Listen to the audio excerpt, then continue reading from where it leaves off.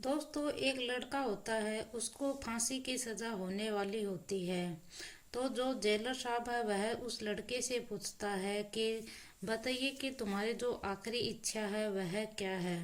तो ये लड़का बोलता है कि साहब, मेरी जो अंतिम इच्छा है वह क्या आप पूरी कर पाएंगे।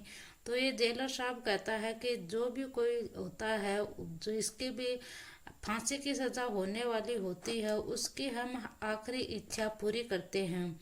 तो ये जो लड़का है ये कहता है कि साहब, मेरी आखिरी इच्छा एक ही है कि मैं जो मेरी आखिरी इच्छा है कि जो मैं मेरी एक रात है वह मैं अपनी पत्नी के साथ गुजारना चाहता हूँ।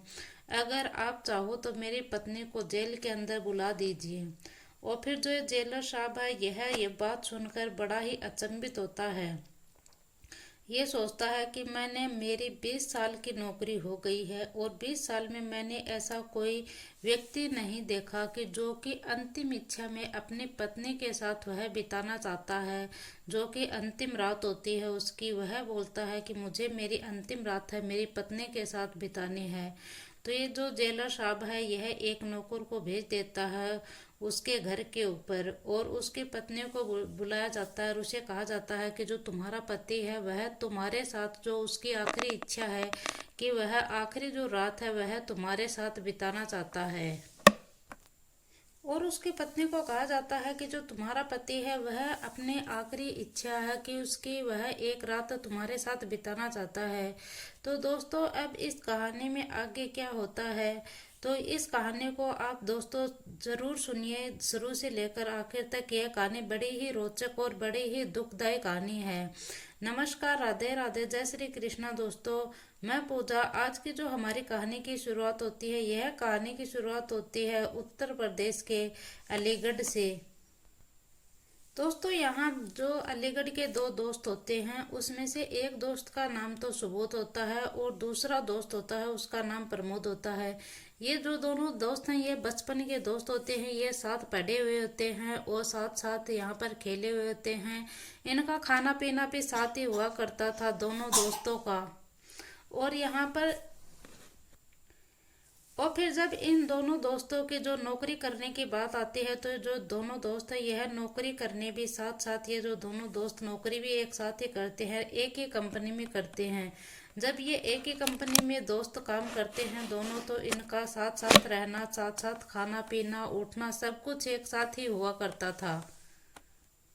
और दोस्तों, इसी बीच में जो सुबोध है इसकी एक लड़की, यानी कि कंपनी में काम करने वाली एक लड़की के साथ जो सुबोध होता है उसकी दोस्ती हो जाती है और सुबोध की वह गर्लफ्रेंड बन जाती है। दूसरी तरफ जो प्रमोद होता है वह सुबोध से कहता है कि जो तुम्हारी जो दोस्त है इसके साथ इसके पीछे मेरी भी दोस्ती करवा दीजिए। तो दोस्तों, ये तो जाहिर सी बात है कि कोई भी दोस्त हो, चाहे वह अपनी गर्लफ्रेंड को किसी के साथ शेयर नहीं करना चाहता है। सुबोध है यहाँ वह जो प्रेम है प्रमोद को इसके साथ इसकी दोस्ती नहीं करवाता है। और दोस्तों, यहाँ पर जो प्रेम था वह जो सुबोध था ये प्रेम को मना कर देता है। तो यहाँ पर जो प्रेम है इन दोनों के बीच में, जो प्रमोद के बीच में एक प्रेम की जो घृणा होती है वह पैदा हो जाती है और इन दोनों में एक दोस्ती में दरार पैदा होनी शुरू हो जाती है। यहाँ पर जो प्रमोद है वह इस सुबोध से घृणा करना शुरू कर देता है मन ही मन के अंदर। और जो ये है यहाँ पर जो दोस्त कहा जाता है कि जो मित्र होता है वह या तो किसी धन का मित्र होता है या घर में जो किसी की बहन बेटी पत्नी या उसका मित्र होता है। दोस्त इसी के कारण बनते हैं। और दोस्तों, सबसे अच्छा दोस्त तो वह होता है जो अपने दोस्त के हर दुख सुख में उसके साथ निभाए, वही अच्छा और सबसे अच्छा दोस्त होता है। और दोस्तों, जो ये प्रमोद था यह एक दिन जो ये लड़की थी इसके साथ मौका पाकर यह इसके साथ गंदा घिनौना कृत्य करता है। और दोस्तों, यहाँ पर ये गंदा घिनौना कृत्य करने से भी इसका मन नहीं भरता है और यहाँ तक कि यह इस लड़की के गला दबाकर हत्या भी कर देता है। और हत्या करने के बाद यह इस लड़के को उसी के बेड के ऊपर ले जाकर इसको सुला देता है और फिर ये यहाँ से फरार हो जाता है। फरार होने के बाद यही जो प्रमोद होता है यही पुलिस को फोन करता है और उस टाइम यह पुलिस को फोन करता है कि जिस टाइम जो सुबोध है यह कंपनी से अपनी ड्यूटी से अपने रूम के ऊपर आता है।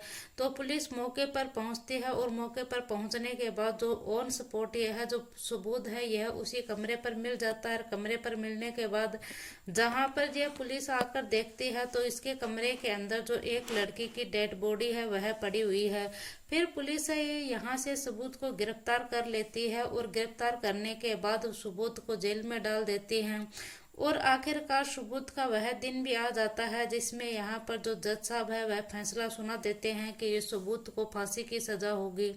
और दोस्तों यहाँ पर सबूत को फांसी की सजा सुना दी जाती है।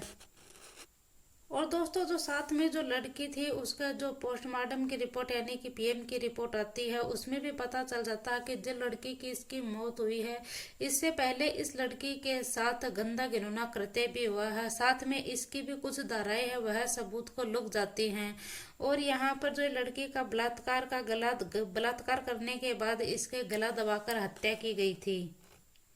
और दोस्तों यहाँ पर जो सबूत थे उससे उसके घर वाले जो रिश्तेदार हैं वह सब मिलने आते हैं, लोग आते हैं चले जाते हैं। ऐसे ही करते करते दोस्तों जो जज साहब है वह इस सबूत को फांसी की सजा सुना देते हैं। और जैसे ही इसकी जो फांसी का टाइम है वह नजदीक आता है, सिर्फ उसकी फांसी देने में सिर्फ 2 दिन बाकी बचे थे, तो वह जो जेलर साहब है वह इस सबूत से पूछता है कि बताइए कि तुम्हारी कुछ आखिरी इच्छा है क्या।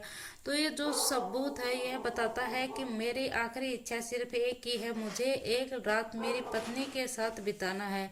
तो ये जेलर साहब है यह भी सुनकर बड़ा ही अचंभित होता है कि मैंने मेरी आज तक की नौकरी में ऐसा तो कोई व्यक्ति नहीं देखा जो कि जो आखिरी समय है वह अपने पत्नी के साथ बिताना चाहता है।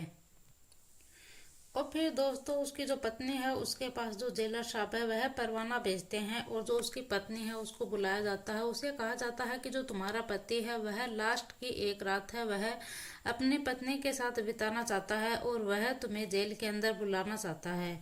तो जो उसकी पत्नी को है उसे इज्जत के साथ उस जेल के अंदर बुलाया जाता है। जो जेल के अंदर जो और कैदी थे उनको जिस जेल के अंदर ये सबूत था उसके वहां से हटा दिया जाता है। उनको सभी को और जेल के अंदर रखा जाता है और इस जेल के अंदर सिर्फ सबूत को अकेला ही रखा जाता है।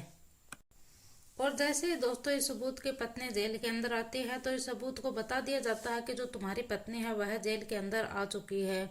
और जिस जेल के अंदर सबूत था उसको खाली करवा दिया जाता है और उसके अंदर दोस्तों एक वॉइस रिकॉर्डिंग होती है वह लगा दी जाती है कि जिससे कि पता चल सके कि जो सबूत है और उसकी जो पत्नी है इन दोनों के बीच में क्या बातें हो रही हैं क्या नहीं हो रही हैं।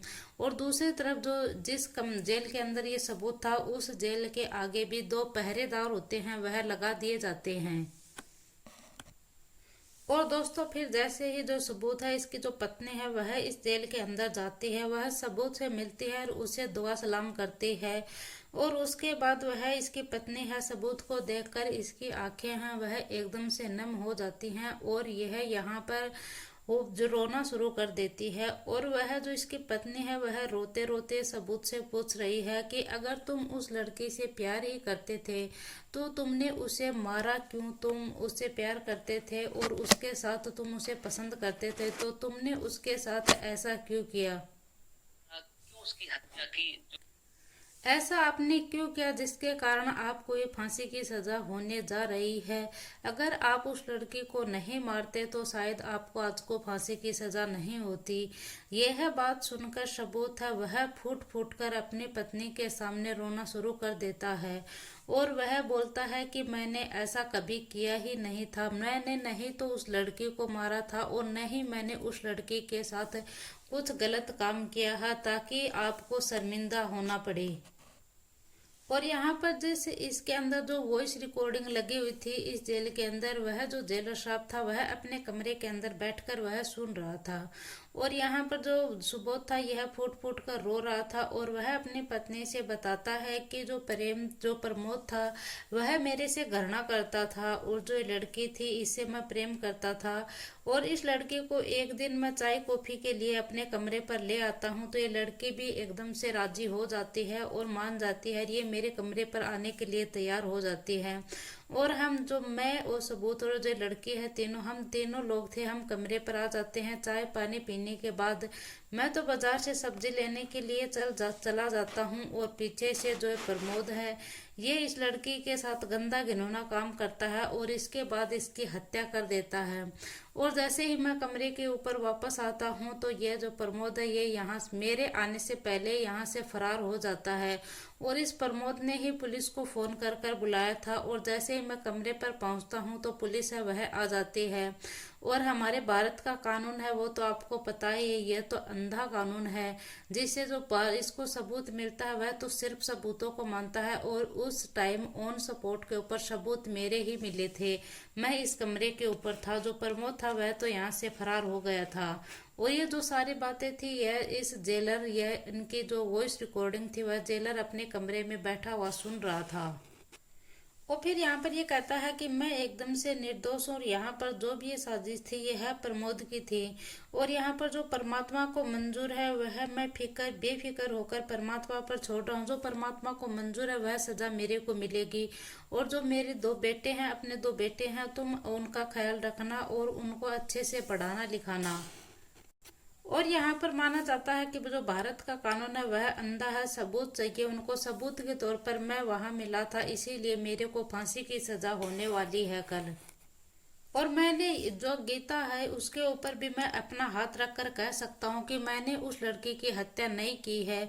और यह सब कहने के बाद जो सबूत है वह फूट फूट कर रोना शुरू कर देता है। जैसे ही सबूत है फूट फूट कर रो रहा था तो जो पहरेदार खड़े हुए थे वह भी इनकी बातें सुन रहे थे और वह बातें सुनकर उनको भी रोना आ जाता है, वह भी रोना शुरू कर देते हैं। और साथ ही जो इसमें वॉइस रिकॉर्डिंग लगी हुई थी वह वॉइस रिकॉर्डिंग था जो जेलर सुन रहा था, उसको भी इनके ऊपर दया आ जाती है। और फिर यहाँ पर सभी लोग हैं यह इस बात का मंथन करते हैं कि यह एक निर्दोष व्यक्ति है, इस निर्दोष व्यक्ति को कैसे न कैसे कर कर हमें बचाना होगा। फिर ऐसे ही करते करते सुबह हो जाती है। सुबह होती है तो ये सभी लोग हैं जो अधिकारी थे, जो जेलर साहब थे वह बड़े अधिकारियों से बात करता है। जो इसकी पत्नी है वह उनसे भी मंथन करते हैं। वह कहते हैं कि जो आपका पति है वह बिल्कुल निर्दोष है। और यह बात बोलकर जो पत्नी है उसको तो घर पर भेज दिया जाता है, लेकिन जो सबूत होता है उसको जेल के अंदर ही रखा जाता है। फिर जो ये सभी कर्मचारी थे यह आपस में मंथन करते हैं, ये कहते हैं कि यह एक निर्दोष व्यक्ति है और इसको जैसे तैसे कर कर हमें बचाना होगा, एक निर्दोष को सजा नहीं मिलनी चाहिए। फिर यहाँ पर जो दोनों पति पत्नी है, ये जो इसकी पत्नी है ये इसके पैर छूती है। पैर छूने के बाद जो पत्नी है ये यहाँ से निकलती है तो पत्नी है वह पति की तरफ बार बार कर मुड़ मुड़ कर देख रही थी और जो पति था वह भी अपने पत्नी की तरफ बार बार देख रहा था मुड़ मुड़ कर। और फिर पत्नी है वह फिर से वापस आती है और वापस आकर जो इसके पैर हैं वह पकड़ लेती है। पकड़ने के बाद जो जेलर साहब है वह भी आता है और वह भी इन दोनों की कहानी देखकर सुनकर वह भी रोना शुरू हो जाता है। और फिर यहाँ पर जो पत्नी है इसको ये यहाँ से चली जाती है और जो इसको फांसी थी वह 3 दिन बाद होने वाली थी। और यहाँ पर फिर जो ये ऑडियो था यह भी वायरल किया जाता है और इस पर विचार किया जाता है कि यह जो व्यक्ति है ये निर्दोष व्यक्ति है, इसको फांसी की सजा नहीं होनी चाहिए। और फिर दोस्तों यहाँ पर जो सबूत होता है उसको तो यहाँ से बाइज्जत बरी कर दिया जाता है और दूसरी तरफ जो लड़का होता है प्रमोद उसको गिरफ्तार किया जाता है और उसको गिरफ्तार करने के बाद इसकी जगह पर उसको फांसी की सजा दी जाती है। और जो सबूत होता है उसकी पत्नी को यह सूचना मिलती है कि जो उसका पति है वह बाइज्जत बरी हो गया है, तो उसके जो खुशी का है वह ठिकाना नहीं रहता है। दोस्तों आप इस घटनाक्रम पर क्या बोलना चाहेंगे, अपनी राय हमें कमेंट बॉक्स में जरूर देना। दोस्तों इस पूरी घटनाक्रम का सुनाने का उद्देश्य मेरा किसी को दिल को ठेस पहुंचाना नहीं है, किसी को परेशान करना नहीं है, बल्कि आपको जागरूक करना है, सचेत करना है। जय हिंद, जय भारत।